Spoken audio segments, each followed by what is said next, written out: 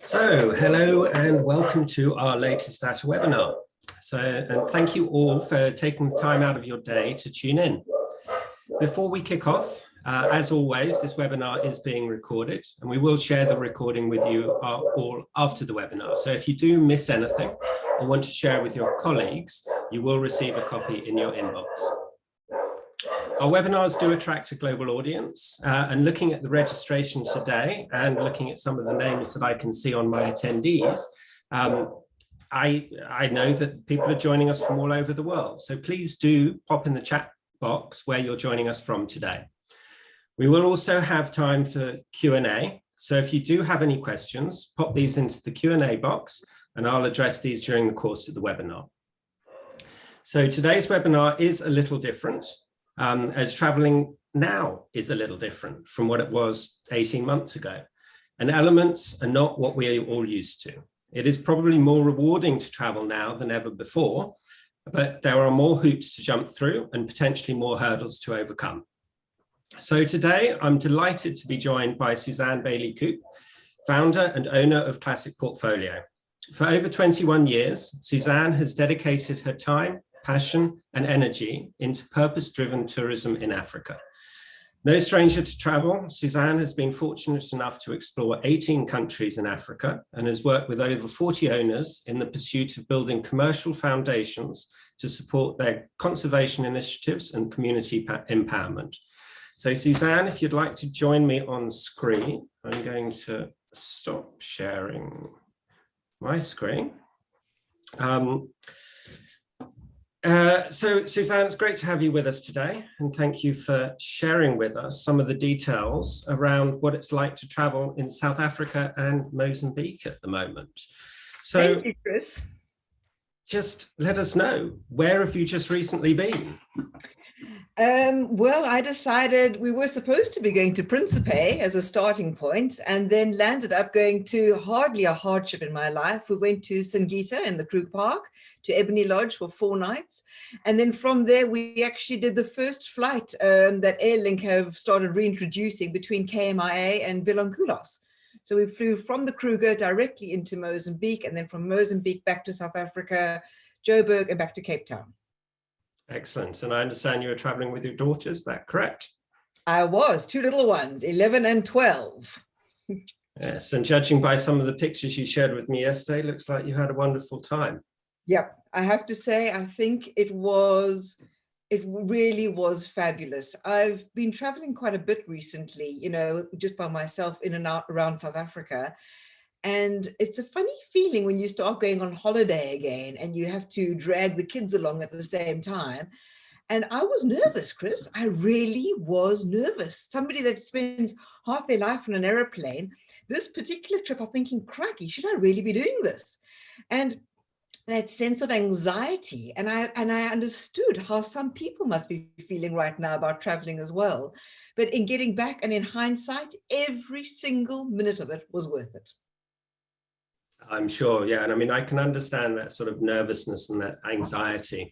I mean, I haven't jumped on a plane this year, which is very unusual for me. And even when I need to pack a bag to go visit someone locally, it's just sort of a bit strange. It's a bit new, it's a bit different. So obviously in South Africa at the moment, there are a couple of other challenges as well. You're currently under, correct me if I'm wrong here, level 4 lockdown restrictions. We know from looking at the media over here that there have been some political violence, especially in KZN. Did that impact your trip, and how did that sort of impact your decision-making progress in terms of actually deciding to travel? So we traveled before the violence took place, which was only last week. And just from if I jump back to when I was at the trip, and I'll come back to the violence with the unrest at a later stage. But from a trip planning point of view, we had planned the trip and we were leaving on Monday, I think it was the 28th of June. And as I sat here that Sunday night, I hadn't packed my bags because I knew that Cyril was going to be speaking that evening at 8, and we were leaving. We were picked up at 5 o'clock in the morning by our transfer vehicle. And my girls were all packed and all excited. And I said, we need to listen to Cyril speaking tonight. And then he announced level 4 lockdown. And I listened to that announcement a few times over. And when he said that you can travel via Johannesburg, I contacted my travel agent, and she was still available at that time of the night. And I said, are we good to go? And she said, I think you're good to go. And luckily, we booked everything with Airlink. I was on WhatsApp with Airlink as well. And I said, are the flights going? It said, no change in flights. It was all communicated. It was all happy to go ahead. The transfer vehicle were happy to pick us up at 5 o'clock in the morning. And we decided, with the news of lockdown, that we were still going to continue with our trip. I was quite anxious at that time. And our transfer vehicle said, no problem, they will pick us up as well early morning. And we got to the airport on Monday morning, and it was quiet, but it was busy. There were people getting on with moving. And I was like, gosh, okay. There was actually a long check-in queue at Airlink. And the flight was chocker full. That was a 6 o'clock flight on a Monday morning. And I thought, oh, okay, this is life goes on, interestingly. We got to Johannesburg and in for our transit, and there was no issue whatsoever. Thank God, again, I say to Airlink, transferred quite easily into Skukuza, and then from Skukuza, we were at Singita by 12 o'clock midday that day. So from a traveling point of view, the connections, everything worked perfectly. And even since then, everything has been working. There's no issue getting around South Africa at the moment. No issue whatsoever. The next big thing, of course, okay, even though I was with my daughters, was I going to be able to get a drink at Singita? Because the last thing I want to do is go on safari 2 days with jabbering little kids and not have a gin and tonic at the end of the day. And again, we got there and there was no impact whatsoever to our stay. That was, and a lot of people have asked us, oh, how can you go on safari and not have a gin and tonic? Well, not any place that I know of, and none of the members in the Classic portfolio have stopped serving drinks on safari. So you can't go out, you couldn't at that stage go out to a restaurant and get a drink, but there's been no issue having a drink while you're on a safari experience. So while we were there, we had the most sublime experience. COVID protocols at all the places have been absolutely spot on, very much everybody wears their mask, you sanitize, you act in a, vaguely responsible way at all times as well. And what was really great as well, when we were extremely fortunate at Singita, we were staying at Ebony Lodge, which at that stage was actually pretty full. Every booking had their own vehicle.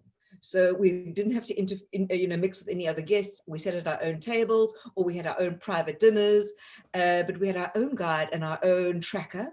And of course, I don't need to see another leopard or lion out there. So we went and we discovered birds and trees, and the kids had to learn how to do spoor marking. So we had the most amazing time from that perspective, definitely. So really, you're actually having a much better client experience traveling in this sort of time than you would normally. I mean, at Singita, you always have a fantastic experience anyway, but it's just sort of ramping it up a notch, wouldn't you agree? I would totally agree. I've been very fortunate. We were looking at a few different camps and things, and I've done about 6 different safaris, and actually more. I've done about 8 safaris this year. And every single time that I've been out there, it has been, okay, besides the brilliant game viewing that we've had just on a very fortunate level, the quality of the experience and the guest experience is just fantastic at the moment. Everybody seems to love you that much more and appreciate you that much more and go out of their way. And then because you get the social distancing, the fact that you get a private vehicle, we're usually paying 12,000 Rand a night for a private vehicle. And now we're generally getting a private vehicle on most of the safaris we've been. Fewer people around, wonderful interaction. And then interestingly, the people who are traveling, there were quite a few Americans, double vaccinated or fully vaccinated Americans, a few Europeans, predominantly Swiss people that I met along the way as well. And they just really well-traveled, engaged, slightly older individuals as well that had been to Africa a few times, but nice people that you're meeting along the way as well. So on the whole, traveling within South Africa, no issues whatsoever, straightforward, relatively easy. And we're not being paid to say this, but Airlink are brilliant. I honestly think that the way that they've kept their airplanes in the air with no issues, I will only fly with them at the moment. They're the only ones that haven't cancelled flights. That's fantastic, and I can see Jason is on the call. So I hope you've noted this, Jason. And it is not by any means being sponsored by Ellick. So now, obviously, traveling at the moment, protocol is sort of one of the buzzwords at the moment. You've got protocols to leave a country, protocols to arrive into a country, protocols to go from A to B. How did those protocols impact you? Because obviously you've got protocols to get to the lodge, get to Mozambique. How did it work? Well, interesting, when we left, there was no protocol for traveling in terms of a COVID protocol for traveling in South Africa. But I felt coming from, although we're hardly in the hotspot here in Franschhoek, which is a little bit of la-la land, as it usually is within South Africa, I still felt a responsibility as somebody coming from the outside and within being between Cape Town and here. I took my own PCR test at home. I got my own rapid test. I did my own, and I did it at 8 o'clock that night. Once Cyril said, yes, we can go. I then did my PCR test. It took me 20 minutes to do. Actually, no, I messed the first one up, so I did it again. So it took me 30 minutes to do. And once I got a negative, I thought comfortable traveling. Since then, quite a lot of the South African lodges have actually started implementing that even South African guests need to have a PCR test before arrival. They either need to do a rapid test on arrival, or they need to show proof of negative PCR tests before they come into a lodge. And I feel that that's a great policy, and it's our responsibility when we move into somebody else's space to be safe and to go into that space knowing that we are totally clear and we're not taking anything into somebody else's business environment and community environment. So from a local point of view, that was very easy to do. We then had to get from Singita to Mozambique, and we needed to do the PCR tests on that side. It was sublimely easy, no issues whatsoever. We went out on a morning game drive. A paramedic nurse person came to meet us, did the PCR tests, before we had our brunch, and then left. And then 48 hours later, we got the results.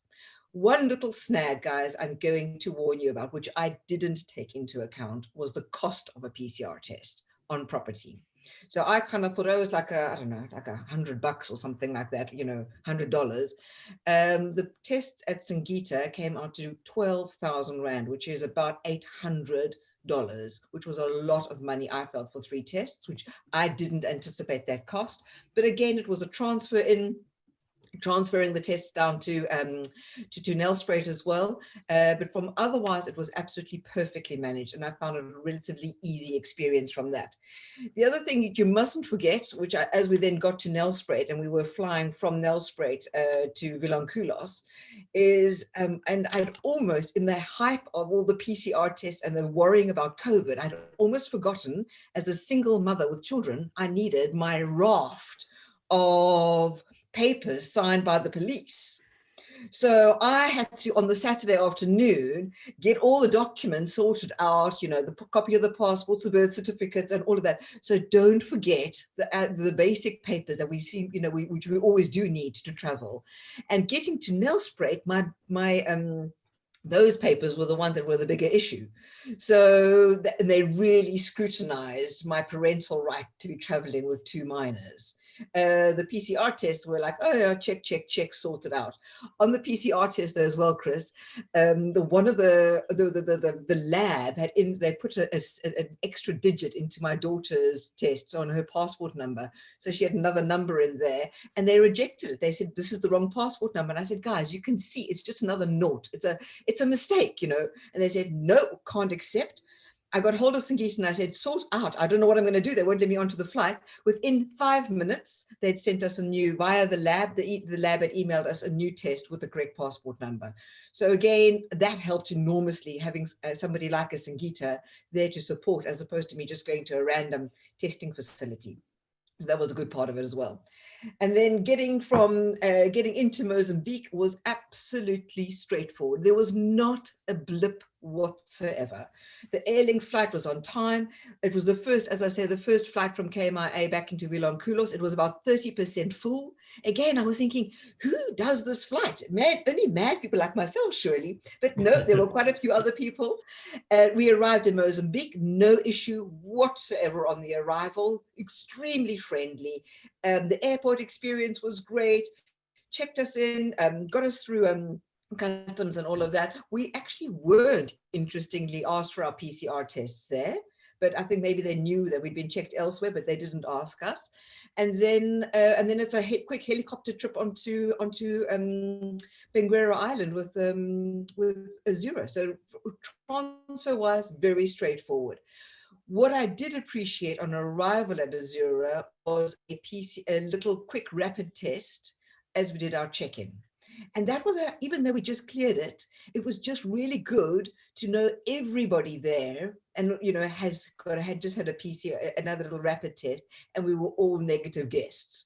And that sense then of, oh, actually, we're all in this now. And you could kind of just let your guard down for a moment. And getting to Mozambique was exactly the same to me as the first time I went, which was in about 1996. Nothing's changed. The fact that it was just that sense of everything keeps going, and there's that moment of life is actually still happening at a really good, easygoing pace. People are happy, and it was just the most amazing sense of emotional freedom. Yeah, and I would imagine sort of as you do have that test when you arrive, you are living in your little COVID-free bubble, and life can get on as normal. So in Mozambique, how busy was Azura? Fully booked. Sorry, Suzanne, I've lost you briefly. Can you hear me? You're back now. I'm here now. Yeah, sorry. I was saying Azura was fully booked. Absolutely extraordinary in terms of how busy it was, and doing really, really well. I was lucky; they literally just slotted me in and moved me around between a few rooms as we were fitting around other bookings. But at that stage, it was full. A lot of guests were South African families who were coming out to enjoy and experience this, island paradise. There were Americans, quite a few Europeans, and there were some Russian guests who were actually there very enviously for 28 nights. But most people, we were there for 7 nights, and we were on the short end of the stays. Most people were spending between 7 and 11 nights in Mozambique. And of course, the flights are so easy because they're daily flights in and out of Johannesburg. Yeah, no, I mean, it's interesting you say that. I remember looking back a year ago and we were talking about when travel is going to resume and what the consumer habits were going to be. And one of those points was that people are likely to be staying longer in the destinations rather than hopping around or doing lots of short trips. So it's very interesting to see. Now, talking about the nationalities, you've mentioned Americans, you just mentioned Russians. What type of person is sort of traveling at the moment? Quite a few older people, internationally older people in their 50s and onwards. Quite a few double, friends, groups of friends traveling, couples traveling together. And as I mentioned a little earlier, people that have been to Africa, they know Africa quite well. Although there was a honeymoon couple that I'd also met it was their first trip to Africa. They'd come all the way from California and were absolutely loving it. They were loving the whole experience. They felt so spoiled that they'd also been in the Kruger and also flown over to Mozambique. They were determined to complete their honeymoon at this time of the year. So it was a very nice mix, predominantly I'd say people that have been to Africa before, and a few honeymoon couples that we saw coming through as well. Okay. And what was the sort of feedback that they were relaying to you about what their experience was, how they found traveling at the moment? I think everybody without a doubt said it was easier than they had anticipated. The general feeling, and we all felt it. And I said at the beginning, that sense of nervousness and that anxiety that you have before you go, everybody had that feeling. And once you get going, you realize, why on earth would I not be doing this? Now is the perfect time to be traveling. You got at the airports, there's no real crowds. Everything just moves and is seamlessly managed. I found everything in terms of the administration of travel has been absolutely fantastic.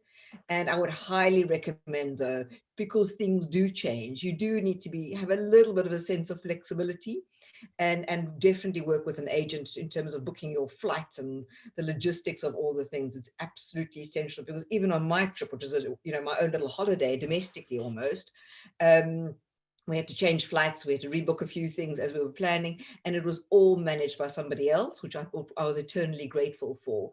But everybody just said it's actually so easy. And they loved the experiences, and they all felt very special and very appreciated. And they all felt that they were making a tangible difference and contributing something towards people's employment and livelihoods. So that sense of, I'm giving to you, but you and this place is actually giving so much to me at the moment as well. It's a real barter exchange emotionally. Yeah, which certainly from a UK perspective makes the restrictions that are imposed on returning travellers from sub-Saharan Africa back into the UK absolutely ludicrous. But that's not what this webinar is about. So we better not get onto that high horse for now. We are trying to do what we can with regards to that. Yes. Now, I've just got one more question that I'd like to ask Suzanne. But if any of the audience does have any questions for Suzanne, please type these into the Q&A box, and we'll be able to run through those. So we are traveling, we have a global pandemic. We appreciate that it's not going to go away. We have to learn to live with it. Vaccination programs are ramping up. I personally, fortunate enough, the UK vaccination program has been fantastic. I've been double vaccinated, but it still does leave you with the risk of contracting COVID. But what it does is make sure that you're not likely to be hospitalized for it. So obviously there is a risk of contracting COVID while you're traveling. How are the lodges and the properties managing that if a guest were to test positive while they're staying? Well, the first thing, just from a guest point of view, is we, as much as we possibly can, we're trying to get lodge staff and the teams on the ground vaccinated as well. There seems to be this constant concentration around the travelers' health and safety, and our real concern should be about our impact onto communities and environments, especially in very remote areas. So the great thing, for instance, at Azura is that I've just heard now that had all their whole team has been vaccinated. At least got their first jab. So again, that sense of coming into an environment and knowing you're not going to make anybody else, infect anybody else who's going to take it into a community is a really big thing.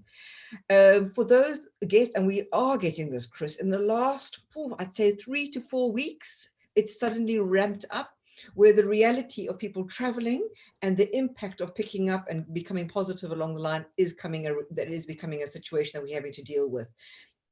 And most of the camps and lodges do have facilities where you can isolate, and you can go into self-isolation, and then they will provide you all the amenities and everything that you need.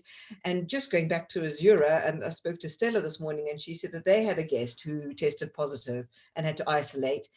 And I think of all the places in the world, isolating for 10 days on Azura on Benguera Island is not a hardship. And then to still get a COVID rate on top of that, it really, really isn't that bad. And then you've got Wi-Fi, and we're working remotely as it is. So it is, I don't know, I would say traveling, I would allocate extra time in case I became positive somewhere along the line. But when you do become positive and you're in a great space and they provide for you, it can be relatively not the worst thing in the world. And you've got Wi-Fi to keep going as well. In other places, I haven't heard of anybody having a really bad incident in terms of having to isolate. Obviously, people have become sick and they've had to be evacuated into a proper hospital care facilities, but everybody does have those procedures in place. And we're beginning to ask more and more for travelers to be fully vaccinated. I spoke to Elsa at Odzala this morning, and she was actually just saying, we haven't announced it yet, but I can say it, in that all guests arriving at Odzala do need to show a fully vaccinated certificate before they come and visit. So that's something that lodges are now going to start asking for, is, are you fully vaccinated or not? Yeah, I mean, many countries around the world, once they've reached a certain number, it's becoming more standard travel protocol. So personally, in my mind, it makes complete sense. And on the topic of vaccination, how are things going in South Africa? I'm extremely positive. I'm one of these people that is always positive about Africa, and I actually feel that we're rolling out in our African way pretty well. We have a WhatsApp group with the government, and you can register via WhatsApp. You put your passport number in and everything like that, and it sends you your, confirmation of registration. And I wasn't in the age group, not over 50, so we've just opened up our age group now to vaccinations, but we're getting up to 1 million people are being vaccinated every week, and within 2 weeks they were hoping to roll that up to 1.5 million people. And it's now, even from our age group now, the 35 to 49 group, you can pitch up anywhere and go and get your vaccination. So next week, in Franschhoek is a little bit limited still, but next week I'm in Cape Town and I'm going to the CTICC, where you can just go and sit in a queue and wait to get vaccinated. And I understand it's about 55 minutes to do the whole process, to do jab number 1. Yeah, no, I'm seeing the same thing. The other day, my Facebook feed was filled with people at the CTICC getting their jabs. So it was very pleased to see. And I mean, I know personally how good a feeling it is to finally get that jab. It's that sort of first step to freedom, to move things forwards. Yes, absolutely. So yeah. So if anyone does have any questions for Suzanne, please just type these into the Q&A box and we will address them. But if we don't, Suzanne, where's your next travels to? The next travels is, I've actually been speaking to Stefan from Wolverdance most of the morning. So I feel that a visit to Namibia is going to be due in the next few weeks. And that will be between now and the middle of August. Late August, I'm going to Principe to go and see how HBD are getting on with the reopening of Principe. September, I'm doing a 2-week road trip around South Africa, and we're going to some random place in the Transkei to go and try some surfing. I love driving. Guys, I'm a big driver. So I can just spend, last year I did 8,500 kilometers in my car during lockdown, traveling with my kids. And then we'll get to, where else do I need to go to this year? I think that's it now, between then and September. So Namibia, Principe, and a 2-week road trip around South Africa. Yeah, no, your road trip last year, I was very jealous of that one. It looked like a fantastic trip. So, yeah. Chris, I think the biggest thing is to realize, I believe, if you go out as a traveler and if you go out as anybody into the world thinking it's a good place and the best results will come to you, you attract positive energy. And there's some people who want to see the negative in things. They want to see the worst in every situation. And while we need to be completely realistic about the complexities of travel right now, it actually isn't that bad. And if you go out there thinking it's going to be a good place to be, it is going to be good. And if you travel around South Africa, it actually is really good. Yeah, guys, I would happily jump into a car and drive around KwaZulu-Natal right now.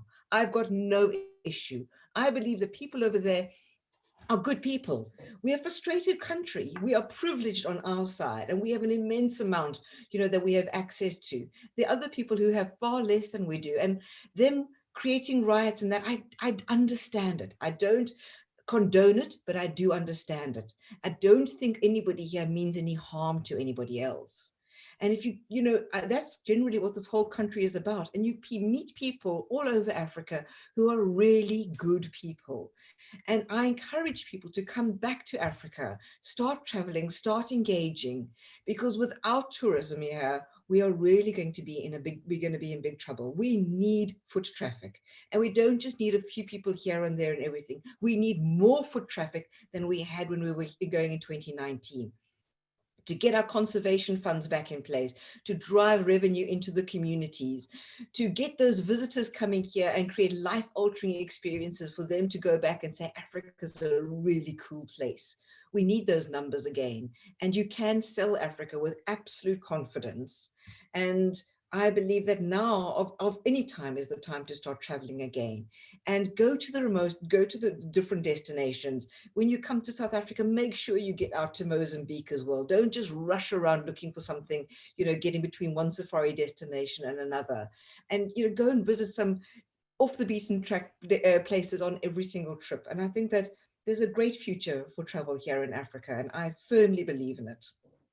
Yeah, no, I'm completely with you. I couldn't agree with you more, Suzanne.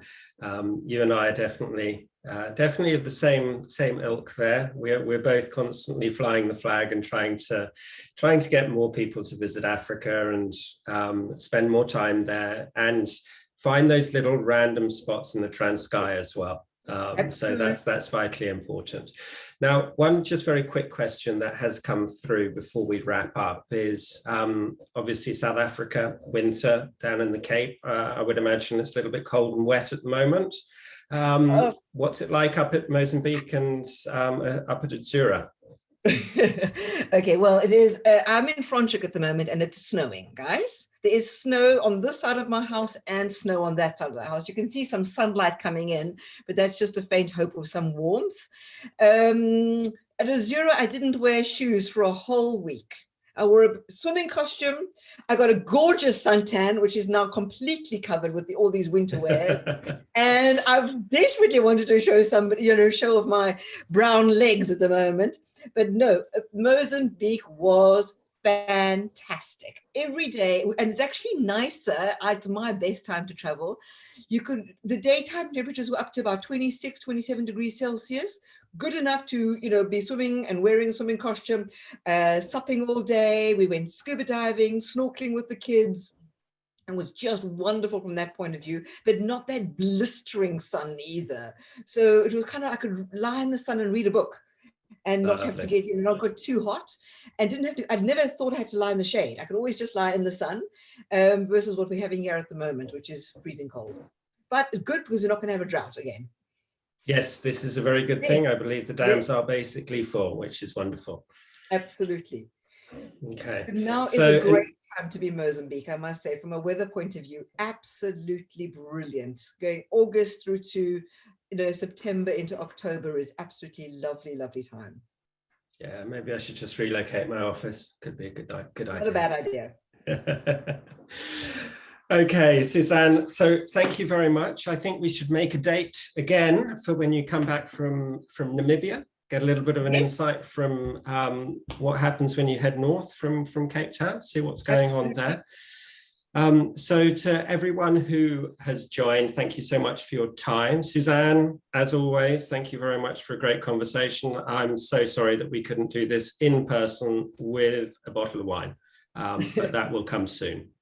Definitely. Thank you, everybody. And if there's anything anybody needs, just contact us at Classic Portfolio or via Chris, but we're always happy to help and give any guidance and support here in Africa.